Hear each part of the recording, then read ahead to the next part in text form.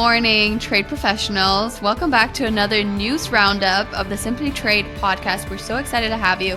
And we're not alone in the studio. Yes, I'm here with Lalo and Andy. You already know us. And I'm Anik, if you've forgotten. But we're here with two of our friends from NCBFAA.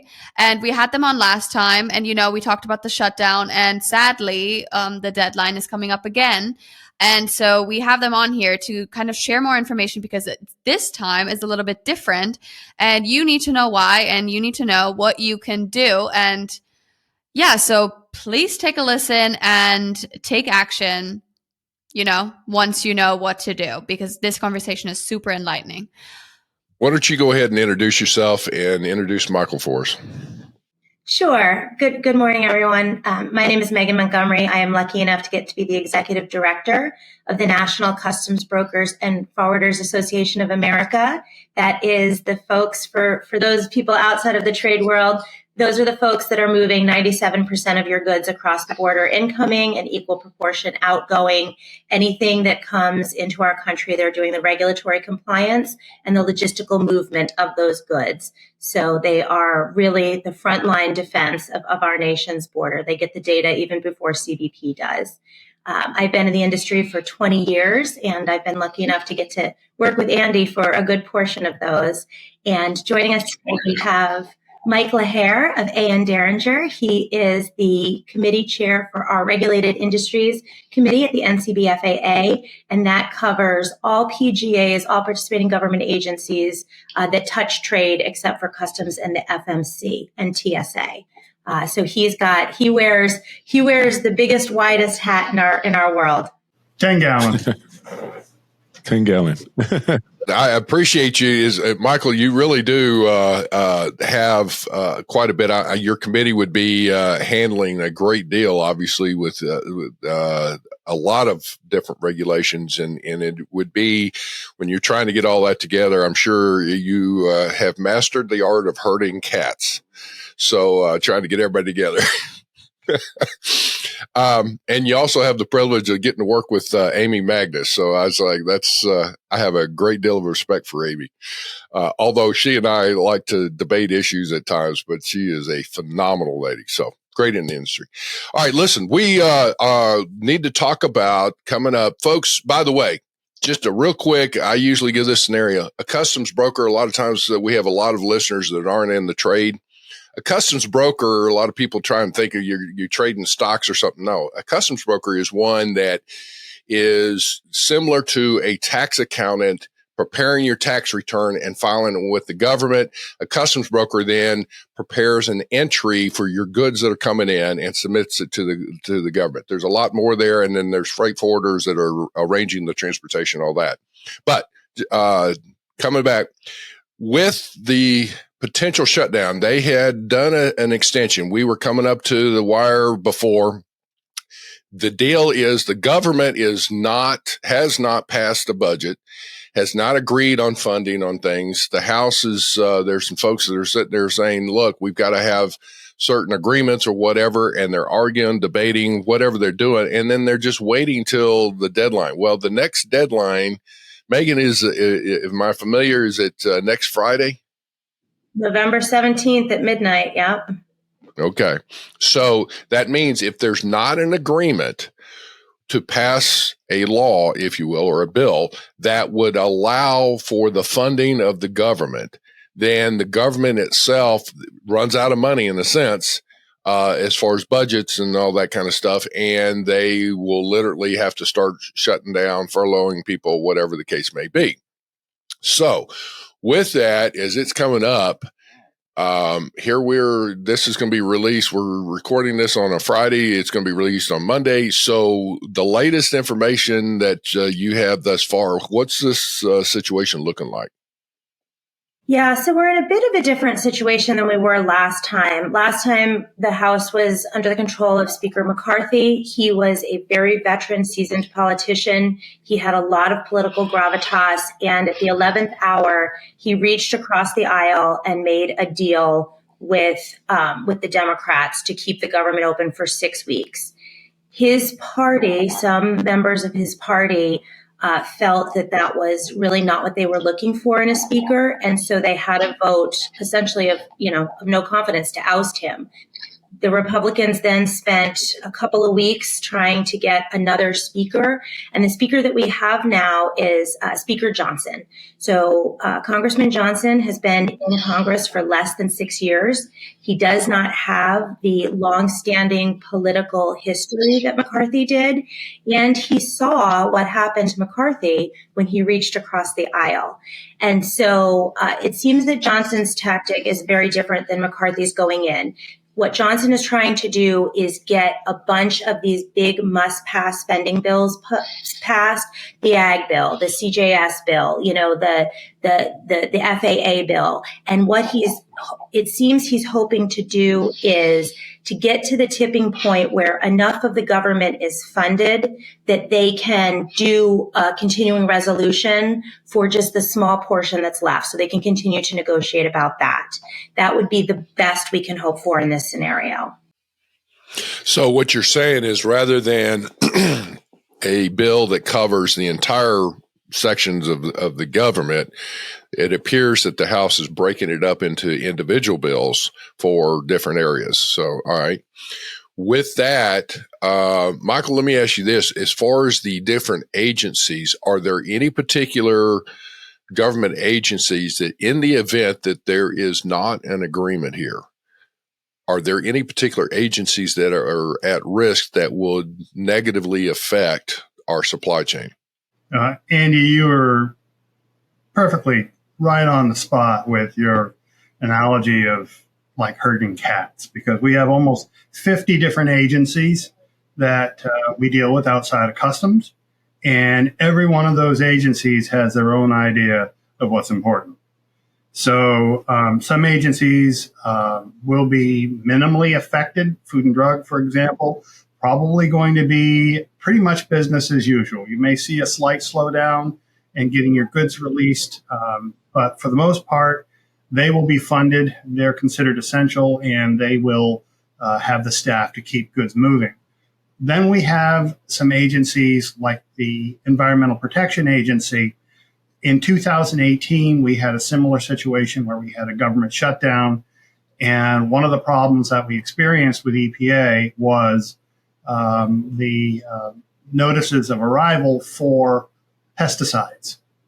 Now, since that time, EPA has now instituted an electronic system to allow us to do that through ACE, or the system of record that Customs uses to collect entry data. But we're not quite sure what's going to happen. If a person has a shipment coming in, a company has a shipment comes in that requires EPA clearance or jurisdiction, that in the notice, in the process, in the entry process and all that, there has to be a notification to the EPA to say, hey, this is coming in for arrival. Now, the purpose of that is, just so folks will understand, is so that in the event that EPA wants to inspect those goods, their EPA, this is not something they default to or delegate to customs. There are EPA officials that literally look at these things. Is that correct? That's correct. Okay. So as we're talking through this is one of those areas where I guess as we're trying to, now they've gone to an electronic notification. So the idea is that it makes it much more efficient, but the EPA would be one of those agencies, if I'm not mistaken, they're not considered essential, so that in the event that there is a shutdown, EPA officials will not be available for this. So folks, as I'm trying to put this in perspective, this may not necessarily be something you're looking at going, well, that's not going to have any effect on me. Let's stop for a second. So in that particular case, what are we talking about is what kind of commodities here? I mean, what comes to mind is pesticides, but there's a whole lot more that they have jurisdiction on. So would there be some things you could offer as an example of what types of shipments EPA looks at? Well, EPA oversees most chemicals that come into the United States. So we have goods that are subject to toxic substance control. That would probably have a minimal effect. We have pesticides. That's the big one, because there is a notice of arrival that has to be filed now electronically. We have approached EPA and asked them, what happens if your system goes down? And their answer was, well, it goes back to paper. And if there's nobody there to process the paper, then these shipments can't cross the border anymore. That really is the big problem with EPA is we've not had this situation occur with them in the past. And we're a little nervous about what's going to happen with these pesticide shipments. We had rail cars showing up that we couldn't clear in 2018 because we couldn't get the permits. So that's the big one that everybody's worried about. Well, and the repercussions on that, if we're starting and thinking through, and again, Megan, I may come back to you on this one from a freight forwarder perspective, from a transportation perspective, and all that.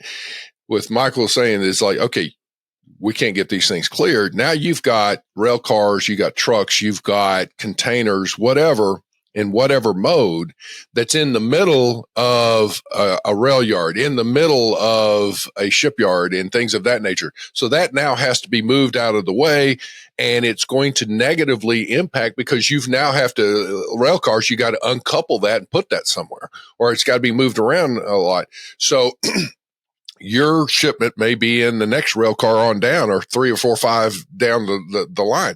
Well, until they deal with that one, yours is going to be stuck. So then we have this backup and congestion. Folks, you can see where this is going, is that your container may be at the back of the port, and you've got a truck there, but they can't get to it. So have I got that summarized pretty well? Yeah, I like to use the analogy. First of all, it's not just that we're cluttering up the ports, right? Ports are highways. Everything needs to be moving through the port. And if you think about the analogy of a beltway, if there's a backup long enough on a beltway, that all the cars are stopped. Well, when you have one issue, one backup, then you can clear that issue. But once you've turned a beltway into a parking lot, there's not one issue now. There's 10,000 issues. This car has run out of gas. This car, the people have taken their keys and walked off. This car is blocking the police fire lane. And so you've got all of these individual issues. And on top of that, companies don't just get to sit in the ports for free. You have to pay demurrage and detention. And it is thousands of dollars a day. And the ports don't care what the reason your goods are sitting. The carriers don't care. Nobody cares. Somebody's paying these demurrage and detention bills. At the height of the port backups, we were seeing bills in excess of $500,000 a month. A month. Tell me what company out there has an extra $500,000 a month to pay backup fees when they're not getting their goods, so they can't get them to market, so they can't sell them. Well, and to that point, another thing that comes into play is, like, for example, products under agriculture that are, bulk loaded, or fruits and vegetables and things that are coming in. They're caught up in those congestions as well. So now you may even get clearance of those things. They're perishable and they get clearance, but they can't get them moved out because of the congestion. So I guess, we can see this kind of says, so what do we do about it? What is it that needs to be done from y'all's perspective that, obviously the government is sitting here and we got this looming thing. We don't seem to hear of any particular actions. There's arguments, there's this, there's that. You hear things from the Republicans, you hear things from the Democrats, and they're, shooting, taking shots across each other's bow. And in the meantime, us average citizens are sitting there going, hey, government, somebody needs to do something. What is it we can do as citizens from your perspective? Yeah. So, for the folks in trade, the best I can say is be prepared. But for everybody in America, we should be calling our congressmen and our senators every single day and saying, stop playing politics with our budget. Both sides of the aisle, stop it. We are a country that needs to have a budget to function. We can't be playing politics with border safety and security. We can't be playing politics with the economic security of this country. We are not in a very stable, good economic growth period. We can't be having these interruptions. It cost a tremendous amount of money to come to the precipice of a shutdown and then to back down. All the federal agencies are going to be spending next week preparing for a shutdown because they have to. You can't turn the Titanic off in a day. And then even if there's not a shutdown, we saw this in September, it takes them a whole week to get everything back up and running again. Multiply that by the amount of salary space, by the amount of wasted time over all of our government agencies, over all of our trade, over all of the, the American businesses that are going through this. Stop it. Mm-hmm. Michael, what do you think as far as, is there anything in particular that the trade needs to be doing in preparing for this? Is that should the trades, shall we say, the regulatory and industry affairs type folks need to be doing as well? Well, I mean, there are certain things that happened in 2018 that hopefully we learned a lesson from. One of the biggest things that happened is a lot of websites, government websites, got taken down. For example, the USITC's website that we depend upon to get an electronic tariff book off, that site went down. And in 2018, that wasn't a big deal. We were all still working in our offices then, and most brokers had a tariff book on their desk. So it doesn't sound like it's a big deal, but when suddenly you become dependent upon an electronic website to get your tariff numbers from the electronic HTS, and it's gone, that becomes a huge problem. So I know we talked a lot about within the industry about this back at the end of September when we were trying to get ready for the looming October 1st shutdown. That didn't happen. And one of the things that we tried to stress was everybody needed to go to the USITC and to download the electronic tariff book because I don't have one sitting on my desk. I don't have room on this desk. But I'd say that most of the trade does not have a real tariff book any longer. So, that, and we need to be preparing our customers for the possibility, the very real possibility that there could be a government shutdown and how that could affect each individual customer. And everybody needs to be prepared to watch the messages that we get back from CBP through their ACE system telling us whether or not the goods are released. So you're hitting on something that's really important. Let me stop again on this. Is that, folks, what this means is if you have contracts with your clients that have deadlines in there, if you have, if you're a service industry or if you're building something, or repairing something, and you got to have materials coming in, guess what? The supply chain is about to be disrupted once again in another facet. We've already been dealing with problems with, for example, the drought in through the Panama Canal, and that's slowing up some of the frequencies of ships coming through that way. We've had the strikes on the western seaboard, and now they've kind of recovered, and the congestion's gone from the western ports, but now we're about to plug them all back up because things are not going to get cleared. So that means you need to be, when Michael's saying that, okay, you need to talk to your clients, you need to start looking at it and going, okay, I have a deadline of X date, but it's subject to these other things. So, any penalties, any things like that, this is going to be one of those not acts of nature, but an act of the government that's going to negatively impact you. Okay. Well, I know that Megan earlier brought up the average citizen, how we can, affect this shutdown or, kind of reverse it, I guess, hoping it doesn't happen. And I think the average citizen is not even aware of this, like of the entire situation to regards of what is happening in the trade world. Not even in the trade world, because it would affect everyone in the entire United States, So as if I wasn't in this conversation, I wouldn't have known, and I would not know what to do. And I think they need to do, this is me, I don't know who I'm talking to now when I say they, but someone needs to do a better job of getting it out there so people can speak up, because I think that's why people are not speaking up, especially my generation, because we're going to be affected because we're going to be paying more too.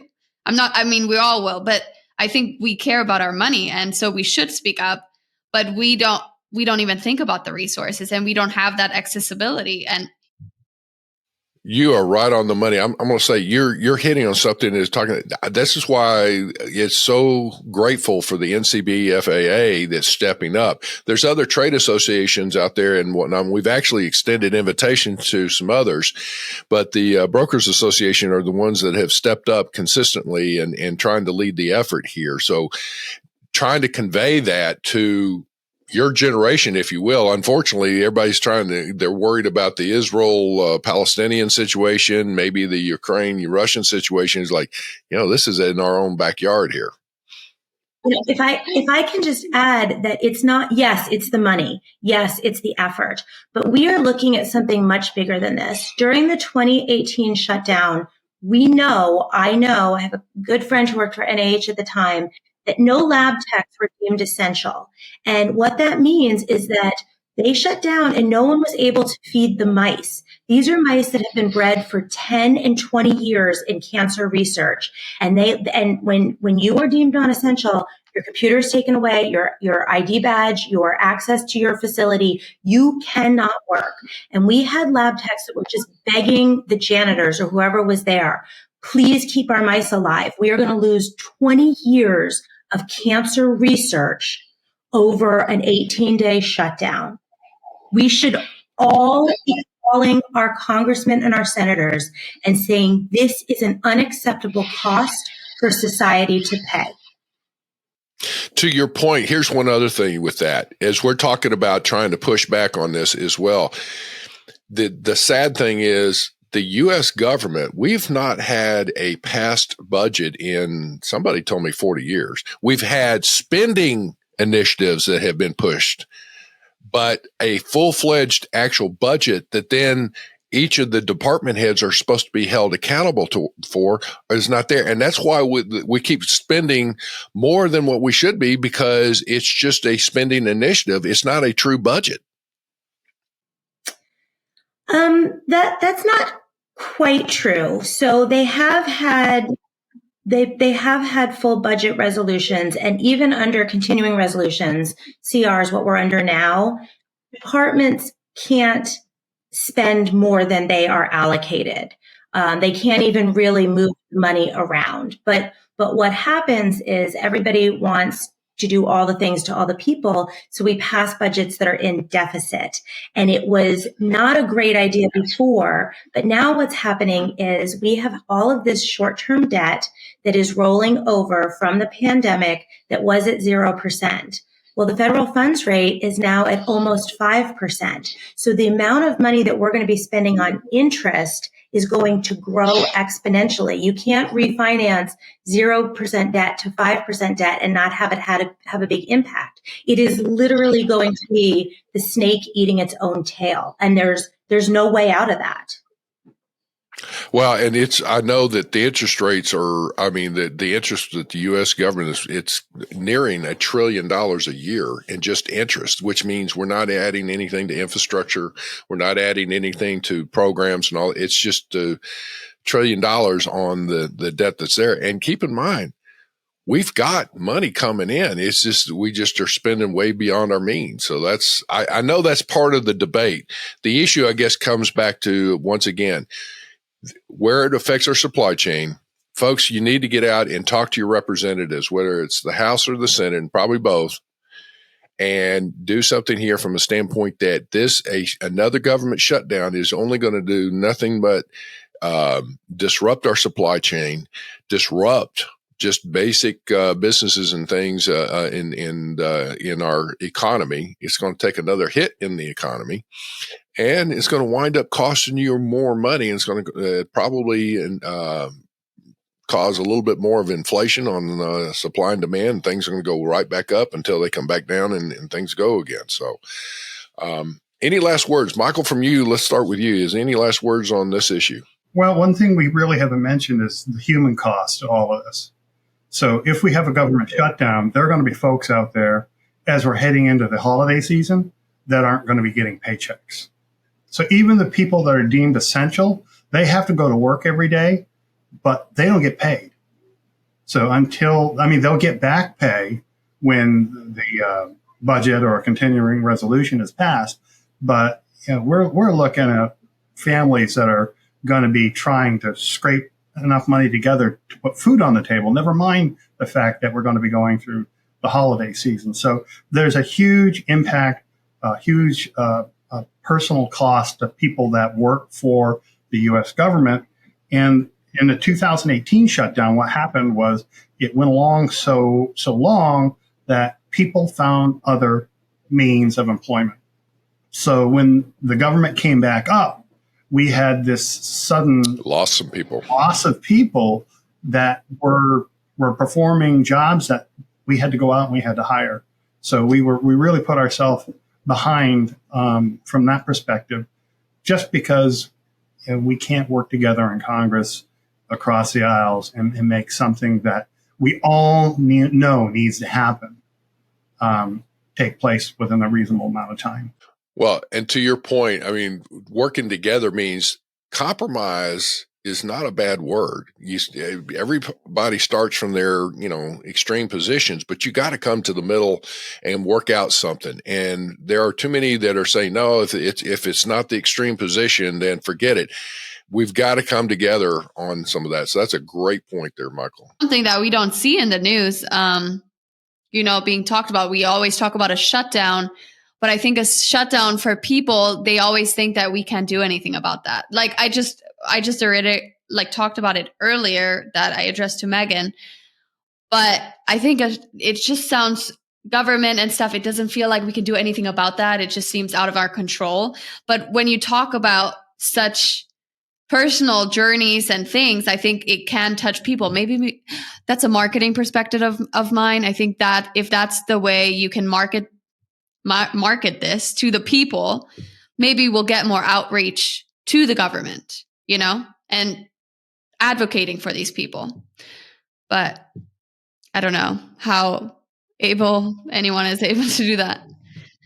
Not sure how that's well. And folks, you can do something about this shutdown. Megan, let's pull it back down to yourself. How about any last comments on what you're on this issue here with the shutdown? Absolutely. So again, for everybody, in America, call your congressman, call your two senators, say, pass a budget, period. Stop playing politics with this.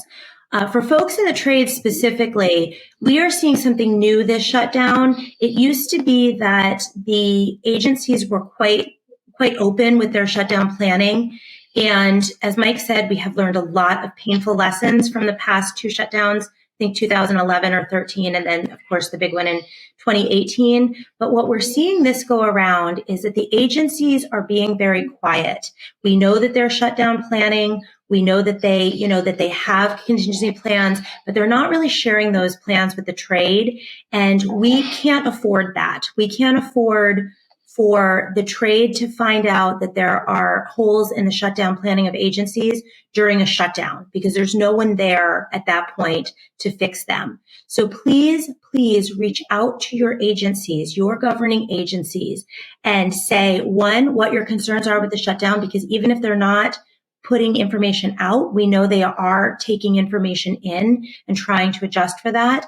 And two, urge them to publish contacts of essential workers that are going to be available, and urge them to share their shutdown plans. I know, Mike, FDA and EPA have public plans. We commend them for that. DHS has a public plan. We commend them for that. Every agency at this point should have a 2023 public shutdown plan and read it and know what the process is going to be. I love it. Yeah, and I agree. I think that's outstanding. So, folks, please, a simple phone call, some emails. If you want to write a letter, that's fine. But snail mail is another one there. And keep in mind, postal will be shutting down, I would assume, on some aspects of it. It's going to be even worse. You're going to have so many different aspects of this. So it's something that you can take action and do something. Folks, this is not acceptable. And this is something that you can do something about. I would say what is your website, Megan, that I'm sure there's additional information that y'all have. You were so informative last time. So can you give your website if somebody wants to see a little bit more of what y'all have?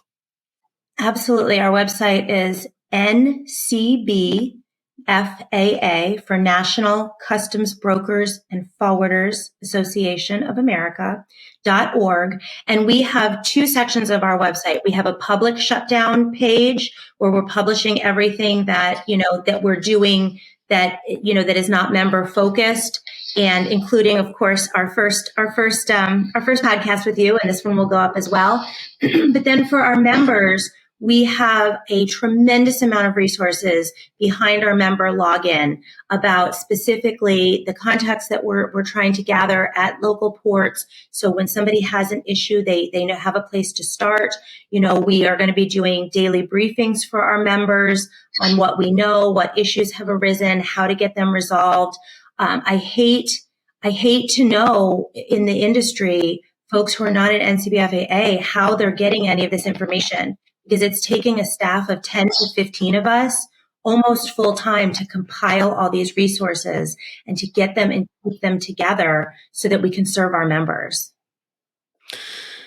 Folks, that's the other thing is that if you go to the ncbfaa.org, and look at that information, it'll be a situation where you can then also use that to communicate to your own management team, which would be very important. You can use that to communicate with, your friends and family and colleagues in your industry, because that's important. It's like folks need to hear and see what this is on. Hopefully you will share our podcast with this, and the information again is moving forward. Call your congressman, call your senators, and let's see what we can do with that. Michael, Megan, I think it's a great time. Anik, I'm going to turn it back over to you.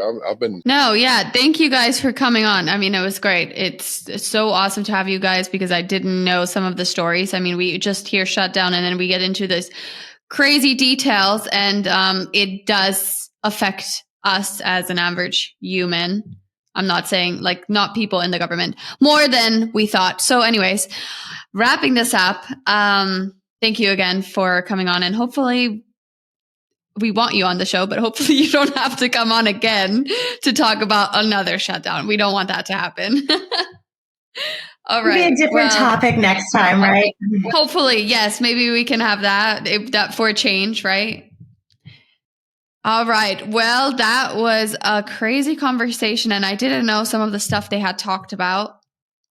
And it's so enlightening to hear that. And I think we as citizens can do much more than we think.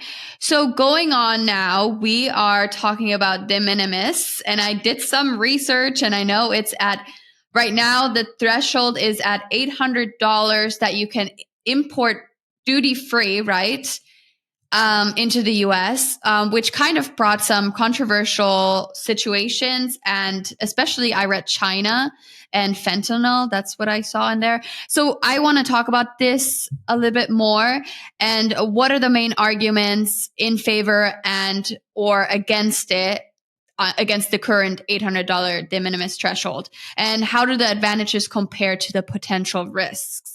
Yeah, and I'll be real quick about it. I mean, basically, and just to make things a little clear, they're not necessarily saying that they're going to want to lower it or that they're talking about reform. But of course, reform usually means let's lower the threshold, only because they feel that there's a lot of contraband and illicit drugs coming in those $800 or less duty-free shipments. So technically, that's the whole theme, what the article was talking about, Anik, and just to make it, a little better, put it in perspective. But again, it could be, I don't know what other kind of reform they want to do. But anyway, that was just my point. And I know Andy has a lot more insight on it because he was with an express shipper before. And so that affects them as well. And so anyway, go ahead, Andy. Well, I was just going to say real quick on the de minimis, there's always been this controversy, supposedly all the contraband and smuggling and different things going on in there. The issue comes into play there's several factors. One of them is that the express carriers, DHL, UPS, FedEx, are grouped in from a category with the post office. So you have express and postal carriers is what they have the category. When you look at it, the express carriers have so much automation that there's this context to say, if we require an entry for these low dollar items, that's going to prevent smuggling of these goods. And I argue quite emphatically, and so does the Express Association of America is like that is not the case. But the issue is that the government, aka the U.S. Post Office, is competing in the private sector. It's okay to compete in the private sector as far as shipping and these things. Where the rubber meets the road here is that the post office is not playing by the same rules as the private sector. And so the issue is that the amount of technology for electronic manifest and things of that nature that are going on for scrutiny of these goods in these low dollar realms is not the same for the post office. And that's where all that stuff is coming from, because the vast majority that goes through the express carriers gets caught, found, and seized or returned or whatever. So there's one issue. There's another issue where there's a tremendous amount of de minimis that's handled at the northern border in particular, where there are trucks from Canadian distribution centers that are loaded up and they come across the border and they're doing a de minimis entry is what it's called. And again, it is not electronic. It's all manual and whatnot. So there's a lot of stuff that they don't know what's coming through there. That's one of those things that, in my opinion, what needs to happen on the de minimis issue when they're talking about it is to require the same electronic manifest data that they're requiring from the express carriers, because they require that. The government requires that. And in that scenario is that if all others had to play by the same rules, if they're going to use de minimis entries, it would cut down on the amount of contraband and items that should not be coming through. That's one thing. The second thing, though, is in this push, I still am looking forward to us putting a panel together to debate this, but it seems like it's more or less the brokers that are pushing this issue that will benefit from having to do entries versus the average citizen that's going to have to pay more for some of these goods. Third issue is to help to minimize this and in particular, we've talked about this before. There needs to be a bill that will allow for U.S.-based foreign trade zones, or FTZs, to allow for de minimis shipments coming out of those FTZs. And that would help. So that would create jobs, in particular in the U.S. and all these other things. So there's a lot of things going on. Folks, the de minimis issue is one that I will tell you that you need to look at it. We need to see what's going on here. I want to see who's pushing the issue in particular, and let's zero in on it. But I will say, if anything, at least when you're looking at this, there needs to be a separation of express carriers from the post office in the seizures and things of that nature, because that will show the difference of how many. There's so many more seizures in the post office, but they lump it together with the private sector. And it's almost like they're trying to be smoke and mirrors in putting this forward. Right. And the good news that this article says that it's not necessarily like the brokers or any one specific or several specific organizations that are pushing for this to go down. It's more like the article is actually pretty positive in saying that there are groups that are trying to defend it and prove, that why it should stay like this and everything. So again, as opposed to other situations where we see, other organizations that are pushing to, like green trade or, you name it, this one is actually saying, well, here's some good news. The industry is coming together and saying, let's keep it at what it is and let's not go back. And we can prove that everything is not necessarily as bad as, some reports may say, you know what I mean? But so that's what I also took out of that. And I think, did you have something else, Anik? I don't know if you had a question behind that. I did not. I think that's good. I think that's good for the de minimis. I believe that's all we needed to know for now. It seems like a kind of an ongoing story that we maybe need to monitor more, right? or just see what it ends. Thing that we probably need to say for those that do not know what de minimis is, it means that it's a shipment that's valued less than $800. That does not, in a sense, it doesn't require an informal or formal entry. It's a shipment that's considered de minimis, meaning it's minuscule. If an entry is gathered on it, there's another aspect that says, oh, we're losing out on duties and taxes and all that. Well, you take a $800 shipment, let's say, or $500 shipment, the duties and taxes on that may be only $3 or $5, but it'll cost $25 for the government to process an entry, not to mention the cost of an entry being prepared and submitted. So it's like penny wise and pound foolish. It's a good point. Thanks, Andy and Lalo. Really good points being made. And that wraps up our show for today. And we had so much input, from the government shutdown to de minimis. Wow, that was a very detailed conversation today. I enjoyed it. And I hope you did too, as our listener. And there's not much more I have to say other than I hope you have a great start into the week. And we will talk back next week on Monday. See you soon. Bye-bye. Thank you very much for joining us. Simply Trade is brought to you by the generous contributions of Global Training Center. You can follow the show and GTC on LinkedIn or Twitter and other social networks. Make sure you check out the show notes in the description for a full rundown of today's show with all the important links. Also, make sure that you share this with a friend and subscribe on your favorite streaming platform. We really like hearing from you. If you enjoyed the show, make sure to rate and review wherever you listen to this podcast. If you or someone you know would like to be a guest in the show or would like to sponsor Simply Trade or suggest any topic you would like for us to discuss, please contact us via email at simplytrade@globaltrainingcenter.com, or you can DM us on Twitter at simplytradepod. Thank you again for the privilege of your time. Happy trading. Simply Trade is not a law firm or an advisor. The topics and discussions conducted by Simply Trade hosts and guests should not be considered and is not intended to substitute legal advice.